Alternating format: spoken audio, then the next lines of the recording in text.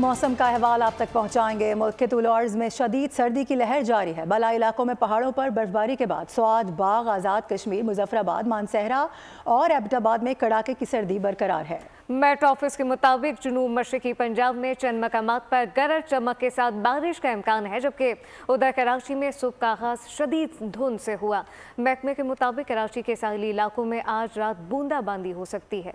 بالائی علاقوں میں شدید سردی، پہاڑوں پر برف باری، کڑاکے کی سردی نے دریا، آبشاریں اور جھیلیں جما دیں۔ مائنس میں جانے والا درجہ حرارت سردی کو پلس کر گیا۔ اسات مقبوضہ کشمیر بھی شدید سردی کی لپیٹ میں آ گیا۔ ہر شے نے سفید چادر اوڑھ لی۔ سفیدی سے ڈھکے یہ مناظر دیکھنے میں جتنے خوبصورت ہیں اتنے ہی زندگی مشکل بناتے ہیں، جہاں پارہ -22 تک گر گیا۔ سری نگر میں کم سے کم درجہ حرارت -4، پلوامہ -3، جموں 7، مظفر آباد 2، راولہ کوٹ 3 اور لیہہ میں کم سے کم درجہ حرارت -13 سینٹی گریڈ ریکارڈ رہنے کا امکان ہے۔ کوئٹہ، زیارت، گلگت اور مانسہرہ میں وقفے سے جاری برف باری سے درجہ حرارت نقطہ انجماد سے نیچے آ گیا۔ ناران میں -11، کاغان میں -8، شگران میں -3 ریکارڈ کیا گیا۔ قلات میں -10، زیارت میں -9 اور کوئٹہ میں -7 رہا۔ ادھر ٹھنڈی ٹھار ہواؤں نے کراچی میں سردی بڑھا دی، جہاں درجہ حرارت 10 ڈگری ریکارڈ کیا گیا۔ محکمہ موسمیات کے مطابق 12 جنوری سے سردی کی نئی لہر شہر کو متاثر کرے گی، جبکہ پنجاب اور سندھ کے علاقوں میں دھند کا راج برقرار ہے، جہاں حد نکاح کم ہونے سے ٹریفک کی روانی متاثر رہی۔